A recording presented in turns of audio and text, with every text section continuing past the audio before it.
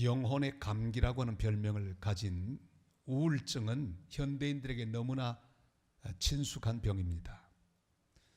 하나님을 모르는 사람들이 우울증을 앓게 되는 건 당연하겠지만 더 기가 막힌 것은 믿음을 가지고 소망 가운데 사는 하나님의 자녀들도 우울증을 앓는다는 사실입니다.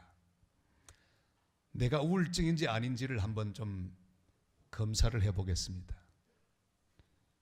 우울증은 이런 증상이 있습니다. 보통 2주 이상 우울한 기분이 계속 유지됩니다. 잠깐 기분 나쁜 건 괜찮은데 2주 이상 계속되는 우울한 기분, 또는 모든 일에서 관심과 흥미의 감소가 있습니다. 재밌는 게 없고 흥미로운 것도 없습니다. 수면 장애가 일어납니다. 그리고 식욕이 감소합니다. 피곤한 일도 하지 않았는데 피곤을 느끼게 됩니다. 무엇보다 나는 쓸모없다는 무가치감이 아주 팽배해집니다. 죄책감이 듭니다. 그리고 집중력이 저하되고 자꾸만 이것저것 해도 마음의 갈피를 잡지 못하는 우유부단함이 생깁니다. 그리고 급기야는 죽었으면 좋겠다 하는 생각이 듭니다. 여러 항목 가운데 여러분 만약에 5개 이상 해당된다면 지금 우울증을 앓고 있는 게 분명합니다. 이것으로 보고 우리 하나님의 사람 엘리야가 어떤 증상에 있는가, 그래서 우리는 진단할 수 있습니다. 엘리야는 우울증을 앓고 있습니다. 그는 이렇게 하나님 앞에서 외치고 있죠. 내 생명을 거두시옵소서. 우리 4절 말씀을 같이 읽겠습니다. 자기 자신은 광야로 들어가 하룻길쯤 가서 한 로뎀나무 아래 앉아서 자기가 죽기를 원하며 이르기를 여호와의 넉넉하오니 지금 내 생명을 거두시옵소서. 나는 내 조상들보다 낫지 못하니이다 하고, 엘리야는 하나님의 사람으로 차마 시도하지 못해서 그렇지 죽고 싶은 마음이 가득했습니다. 의욕이 없습니다. 스스로 무가치하다고 느낍니다. 우울증이 분명합니다. 엘리야가 누굽니까? 능력의 종, 기도의 종, 불의 종, 응답의 종, 굉장한 종입니다. 한번 기도하면 비가 오지 않고 또 한번 기도하면 비가 오고 하늘에서 불이 떨어지는 놀라운 능력의 종, 그런데 우울증을 앓고 있습니다. 이 능력의 종 하나님의 사람 엘리야도 우울증을 앓는다면 우리에게도 얼마든지 예상하지 못한 우울증이 찾아올 수 있습니다. 우리는 때때로 엘리야처럼 로뎀나무 아래 앉아서 차라리 죽여주시면 좋겠습니다, 이렇게 하나님께 항변하게 될 때도 있습니다. 자, 그러나 증상에는 항상 그 원인이 있습니다. 왜 엘리야가 우울증을 앓게 되었을까요? 엘리야의 말 속에 그 원인이 나타납니다. 그는 이렇게 말하죠. 오직 나만 남았나이다. 우리 10절 말씀을 다 같이 읽겠습니다. 그가 대답하되 내가 만군의 하나님 여호와께 열심히 유별하오니 이는 이스라엘 자손이 주의 언약을 버리고 주의 제단을 헐며 칼로 주의 선지자들을 죽였음이오며 오직 나만 남았거늘 그들이 내 생명을 찾아 빼앗으려 하나이다. 아멘. 그의 문제가 뭘까요? 자기의입니다. 남들보다 열심히 많았습니다. 남들보다 주님을 더 사랑한다고 생각했습니다. 남들보다 더 헌신적이고 남들보다 더 수고했다고 생각했습니다. 그 시절 하나님 앞에 가장 의롭게 산 사람이 바로 자기라고 생각했습니다. 나만 어렵고 힘들다는 생각은 우리를 우울증으로 인도합니다. 엘리야는 갈멜산에서 바알과 아세라 선지자 850명과 더불어 영적 전투를 했습니다. 누가 이겼을까요? 엘리야가 보기 좋게 이겼습니다. 이 이방 선지자, 우상을 섬기는 선지자들이 아무리 소리 지르고 몸을 상하게 해도 응답이 없었습니다. 그러나 하나님의 사람 엘리야가 한 번 기도하자 불이 임했습니다. 아주 기분 좋은 승리입니다. 잘 풀릴 줄 알았습니다. 그러나 예상을 초월하여 이세벨 왕후가 더욱 기승을 부립니다. 엘리야를 죽이려고 합니다.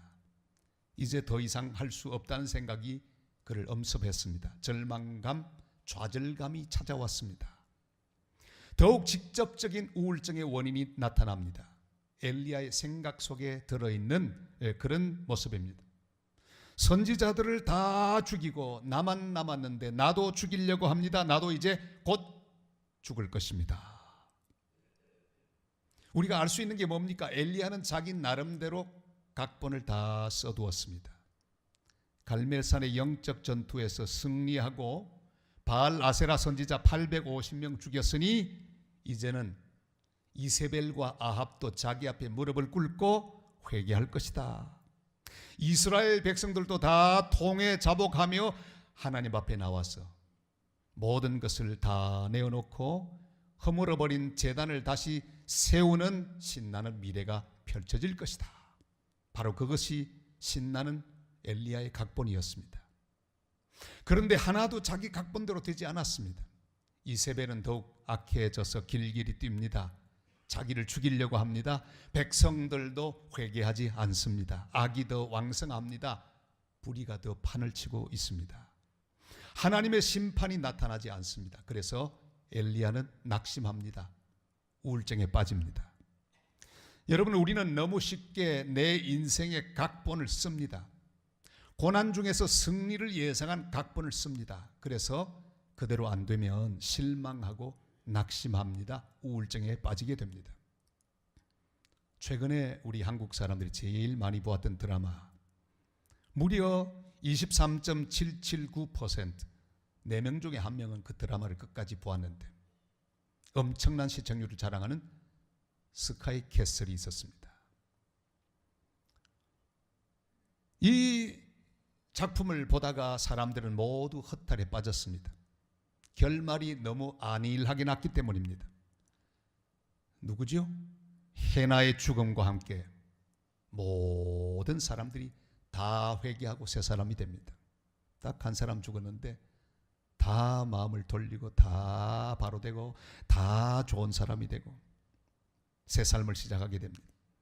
작품을 아는 사람들은 다 말합니다. 이것은 웃기는 결말이라고요. 수준 낮은 작품이 되고 말았습니다. 용두사미가 되고 말았습니다. 여러분, 우리 인생의 모든 모습 가운데 이런 드라마틱한 결말을 기대하면 곤란하다는 것을 알아야 합니다.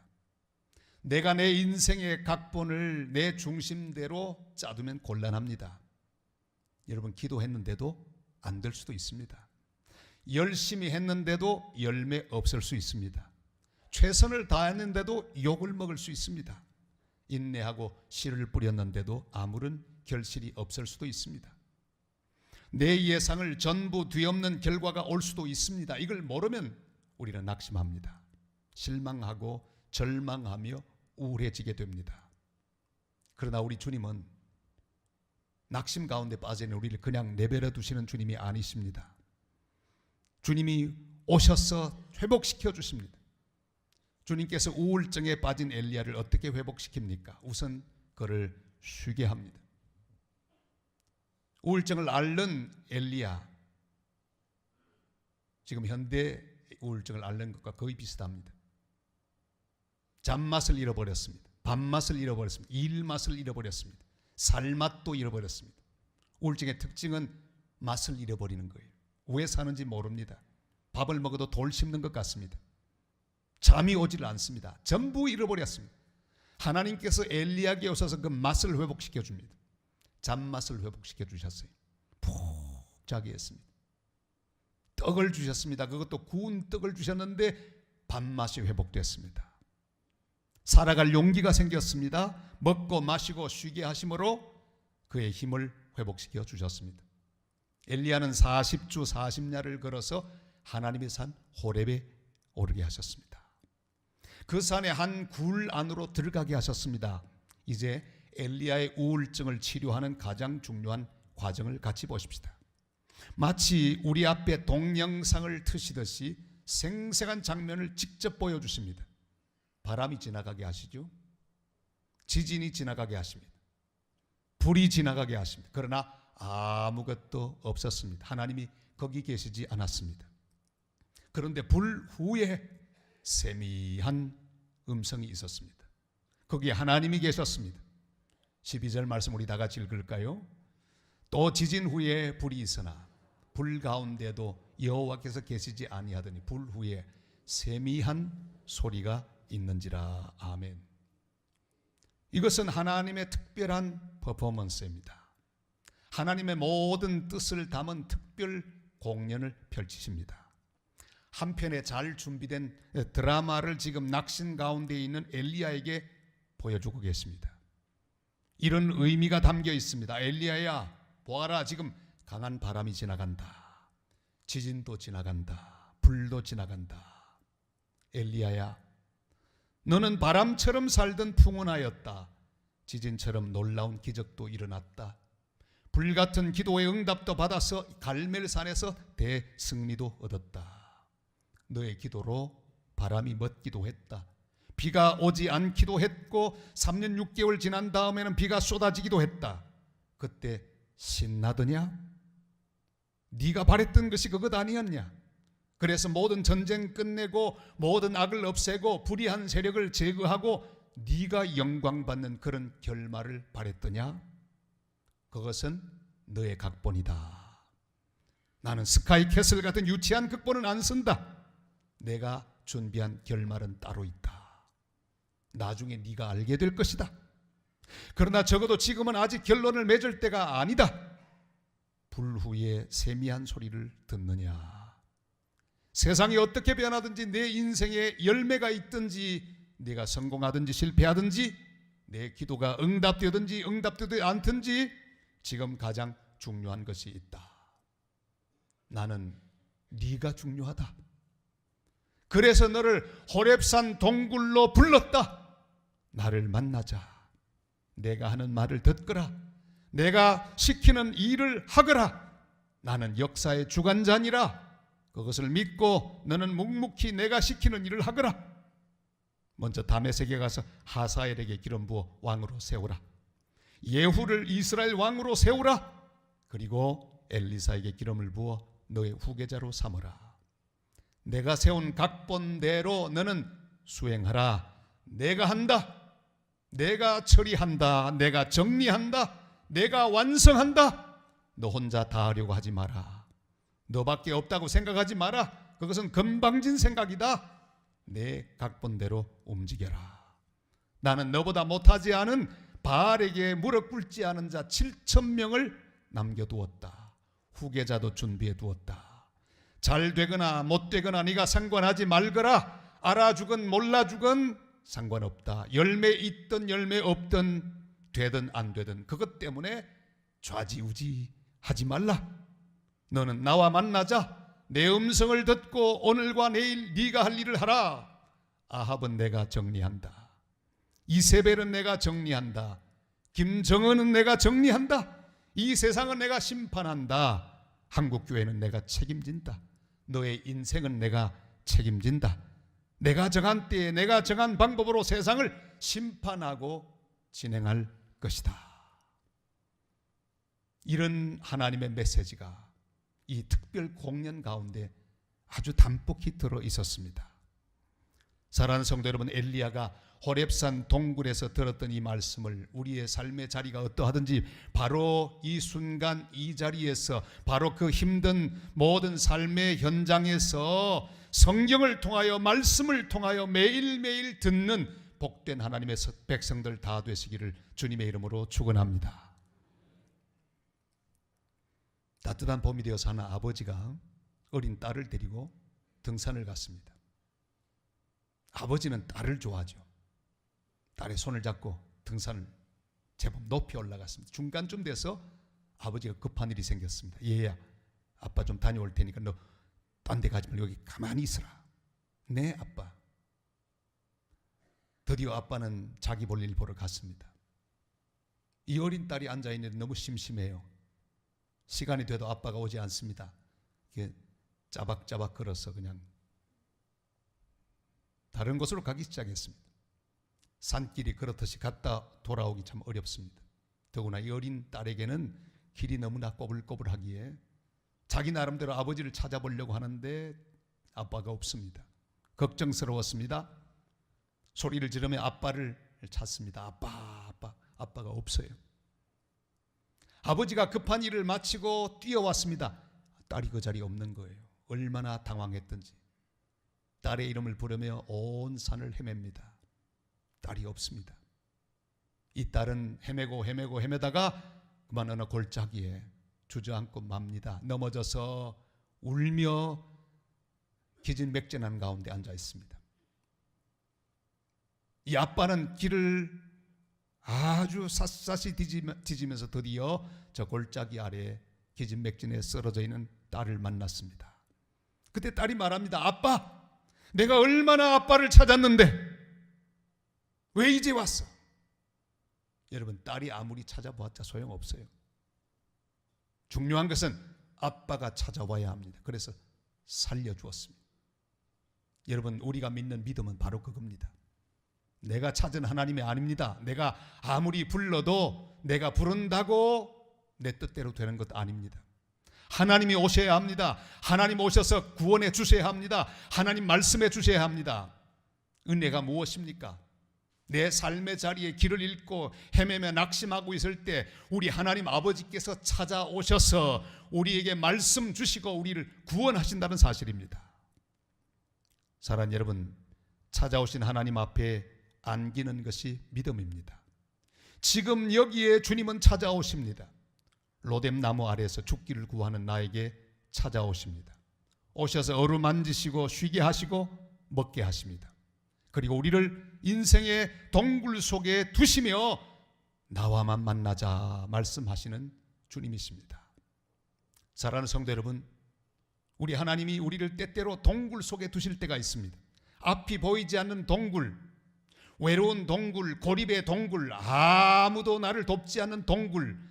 그러나 그 동굴은 절망의 장소가 아니라 주님이 나를 따로 구분하여 나와 더불어 함께 단둘이 말씀을 나누고 단둘이 은혜를 베푸시고 나에게 특별한 사랑을 주시기 위한 장소인 것을 믿게 되시기를 바랍니다. 그런 거로 내 각본을 찢어버려야 합니다. 내 예상대로, 내 생각대로 되지 않아도 괜찮습니다. 지금 있는 곳이 아무리 힘든 동굴이라고 해도 이 동굴은 나를 개인적으로 만나기 위하여 준비하신 가장 아늑한 장소입니다. 바로 여기서 주님의 음성을 들어야 합니다. 오늘 저와 함께 한번 찢어보십시다. 여러분의 각본, 여러분의 예상, 여러분의 생각, 자, 진짜로 한번 찢어볼까요? 손을 들어보세요. 하나 둘 셋 하면 확 찢어버리세요.